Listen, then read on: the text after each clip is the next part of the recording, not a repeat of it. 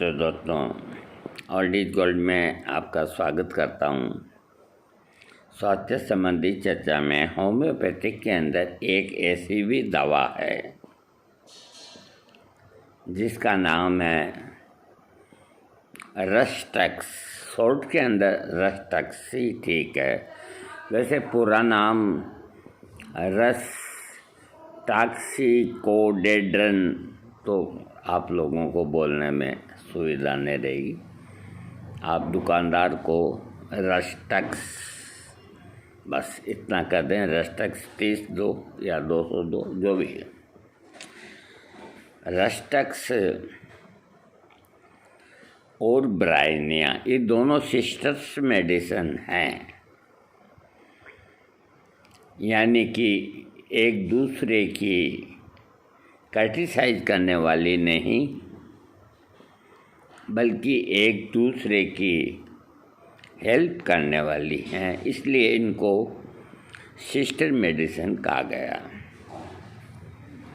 थोड़ा लक्षणों में देखो, विचारों के अंदर आपस के अंदर फर्क हो सकता है, दिलों में फर्क नहीं होना चाहिए।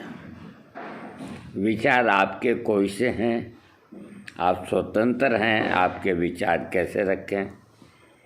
मैं स्वतंत्र हूँ, मेरे विचार कैसे रखें। किसी को कोई अच्छा लगता है, किसी को नहीं लगता, तो ये अपनी अपनी मर्जी है, लेकिन मन के अंदर कोई पाप ना होना चाहिए। तो रस्टक्स और ब्राइनिया का अधूरा काम रस्टक्स संपन्न कर देती है कभी कभी, और रस्टक्स का अधूरा काम ब्राइनिया संपन्न कर देती है, लेकिन इनके लक्षणों में काफ़ी भिन्नता है, और वो भिन्नता भी जो है वो भी एक बहुत ही अच्छी तरह की भिन्नता है। जैसे ब्राइनिया का मैंने आपको दिया वीडियो, उसमें मैंने आपको जिक्र कहा था कि हम रस्टक्स का भी आपको वीडियो देंगे। ब्राइनिया का पेशेंट थोड़ी सी भी हरकत करता है, यानी कि बंद आँख को खोलते ही वो हरकत हो गई, या खुली आँख को बंद करते ही वो हरकत हो गई, इतने में ही उसकी जो शरीर में तकलीफ़ है वो बढ़ जाती है, और जैसे ही आँख को बंद किया, रेस्ट मिला, तकलीफ़ गायब। इसी तरह ब्राइनिया का जो रोगी होता है, उसको लेटने से, आराम करने से उसकी तकलीफ़ों में कमी हो जाती है, और जैसे ही वो बैठता है, उठता है, चलता है, तो चाहे उसको चक्कर आ रहे हों, चाहे कोई भी बीमारी क्यों ना हो, उसको तकलीफ़ होती है। रस्टक्स के अंदर ये सब लक्षण होते हुए भी इनमें जो अंतर है वो ये कि रस्टक्स का जो रोगी होता है, वो जैसे उसे कोई तकलीफ़ होती है, तो तकलीफ़ के अंदर अब क्या करे, लेटे हुए तकलीफ़ होती है तो वो बिस्तर के ऊपर बैठ जाता है। अब बैठने के बाद में भी उसको तकलीफ़ है, घुटने में हो, कुल्ले में हो, जंघा में हो, कहीं भी क्यों ना हो, नाखून तक में भी क्यों ना हो, सिर के बाल तक में क्यों ना हो, तब वो क्या करे। एक बेचैनी उसको घेर लेती है, तो फिर वो बेड पे से उठ करके और कमरे के अंदर थोड़ा इधर इधर क्या करे, किसको बुलाए। एक दिन का काम तो है नहीं, रोज़ की ये तकलीफ़ है। तो वो जैसे ही उठ के और बरामदे में या अपने रूम में थोड़ा टहलता है कि तकलीफ़ कम हो जाए, मैं इसे भूल जाऊं, तो वो जब तक 10-20 कदम चलता है तो उसकी तकलीफ़ वो ही रहती है। लेकिन उसे यूँ लगता है कि चलने से शायद अपनी तकलीफ़ कम हो सकती है, तो फिर थोड़ा वो और चलता है। यानी कि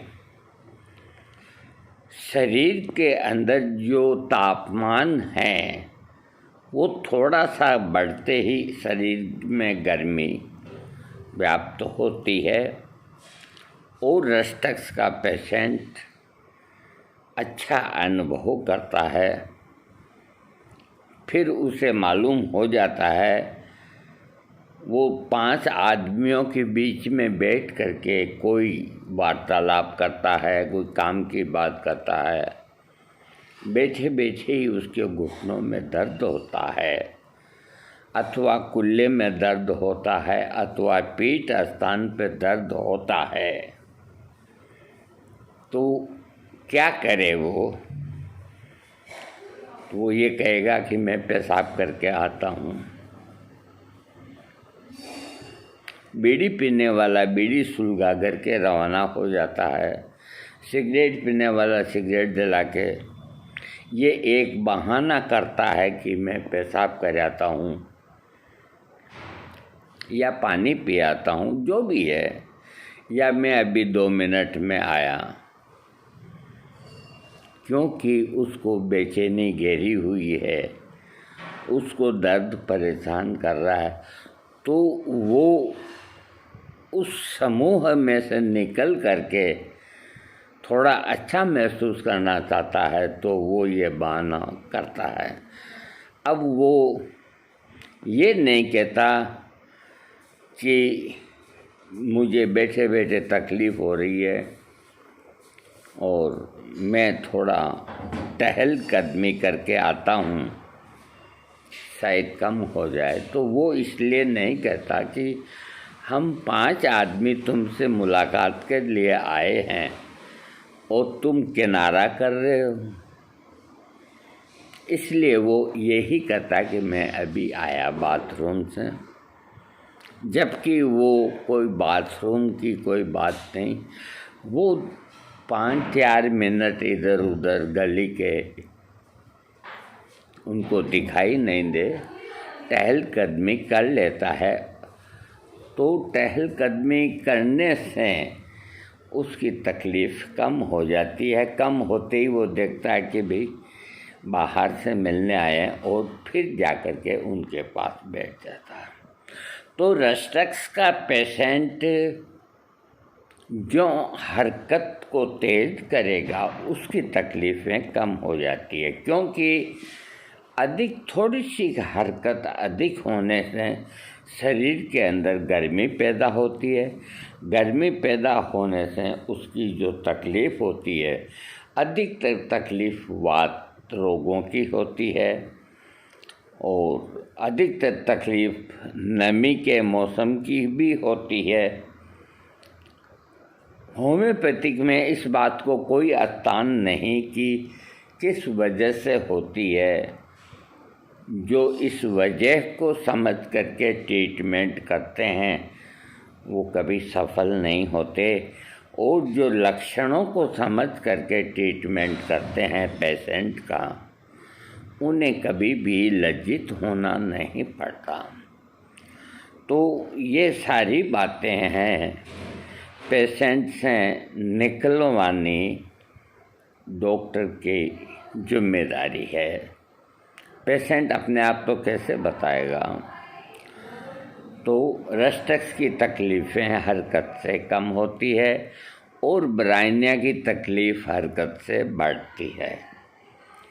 अब हरकत से भी कम होकर के फिर तकलीफ़ होती है, और ब्राइनिया के अंदर रेस्ट करने के बाद में आराम मिलता है, फिर तकलीफ़ होती है। तो रस्टक्स भी गई और ब्रायनिया गई। तो अब क्या करें? तो इनकी एक और फ्रेंड है जिसका नाम है काली कार्प। तो फिर काली कार्प को देखना चाहिए, उसमें ब्रायनिया और रस्टॉक्स दोनों के लक्षण उसके अंदर हैं। अगर उसमें लक्षण मिल जाएं तो काली कार्प ले लेनी चाहिए, क्योंकि काली कार्प भी इन दोनों की मित्र है। लेकिन इन दोनों में प्रगाढ़ मित्रता है और वो थोड़ी कम मित्र है, लेकिन काम आने पे वो पूरा काम करती है। और काली कार्प लेने के बाद भी अगर आराम नहीं आता है तो क्या करें? तो इनके एक दादा हैं, इन सिस्टर्स के एक दादा हैं, उनका नाम क्या है? फाइटोलेका डिकेंड्रा। ब्रायनिया की तकलीफ़ें राइट साइड की ओर होती है, रस्टॉक्स की तकलीफ़ें भी राइट साइड की होती है, और काली कार्प की तकलीफ़ें भी लेफ़्ट और राइट यानी कि कहीं भी होती है। और फाइटोलेका जो इनके दादा हैं, तो अब तो वो ही बचे कि अब ये काम हमसे नहीं हुआ, दादाजी करेंगे। तो दादाजी की शरण जाता है आदमी और वहाँ से निराश होके नहीं लौटता। फाइटोलेका दर्दों का राजा है। राइट साइड की जो दर्द ब्रायनिया ठीक नहीं कर पाया, रस्टॉक्स ठीक नहीं कर पाया, काली कार्प ठीक नहीं कर पाया, भाला गड़ने जैसा दर्द, तीर लगने जैसा दर्द, खींचने और फाड़ने जैसा दर्द, इन तीनों सिस्टर्स के लक्षणों को जो समेटे हुए उनका दादा फाइटोलेका डिकेंड्रा,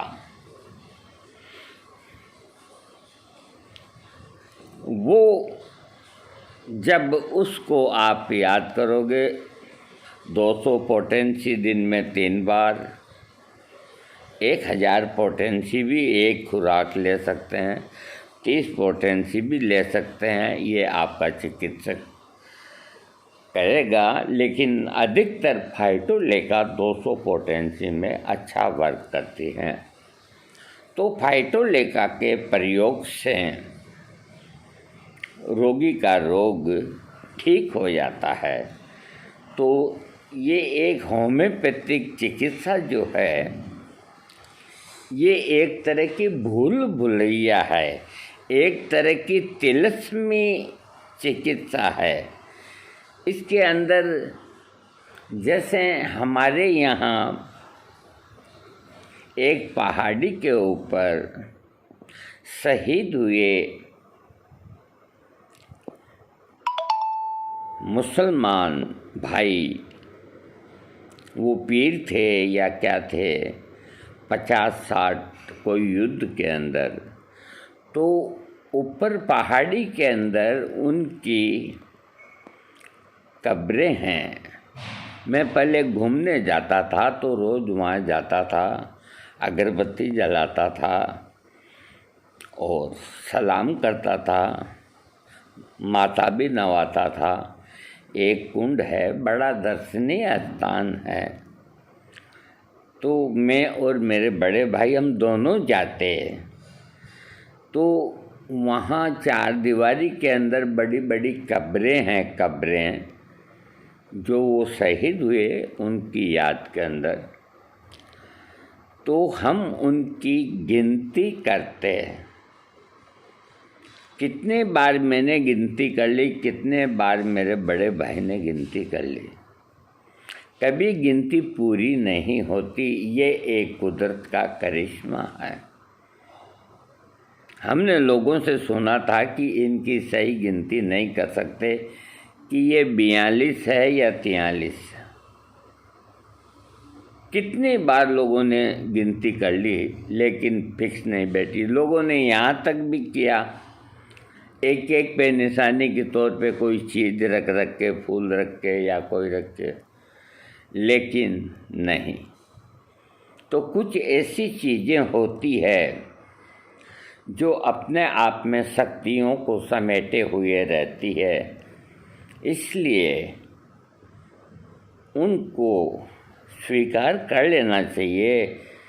रश टॉक्स के बारे में मैं आपको अब बताऊंगा कि जो लोग नमी की जगह अधिक रहते हैं, जहाँ सीलन रहती है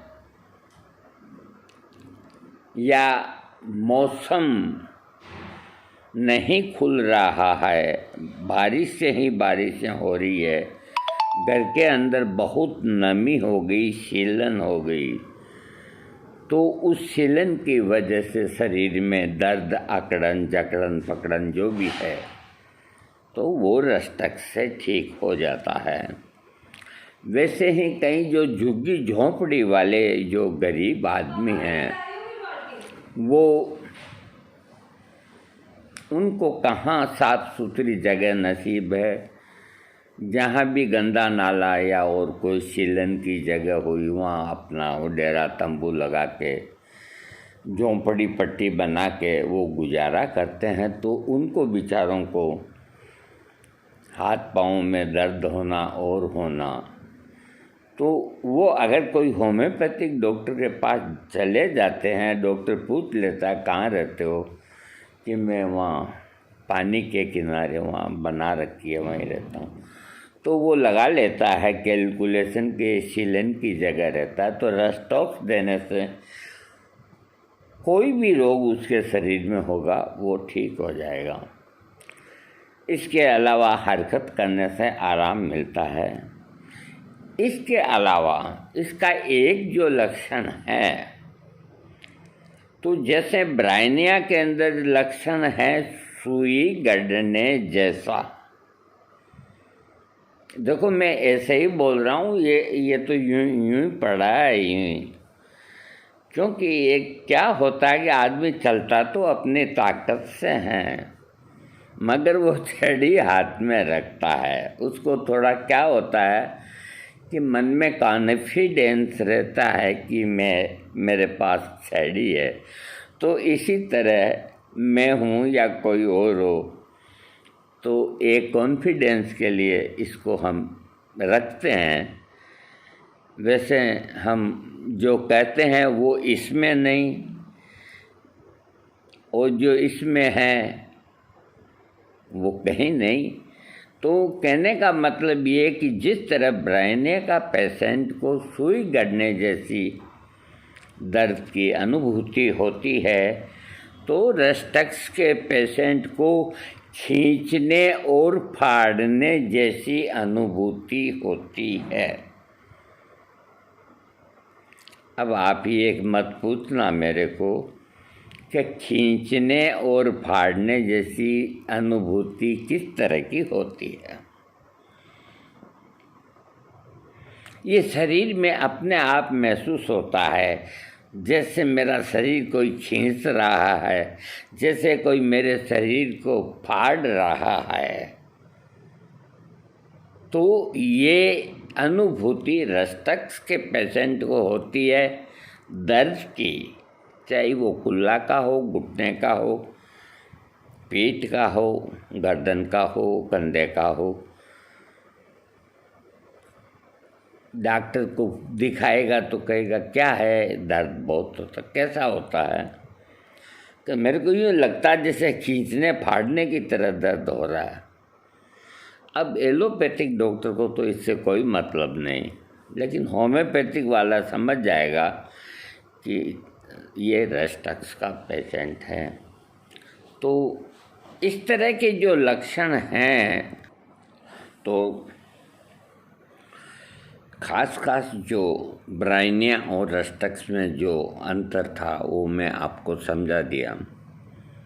एक बात और समझा देता हूँ मैं आपको। अगर किसी वजह से इनके दादाजी से भी आपका काम नहीं बनता है, यूँ मान के चलिए।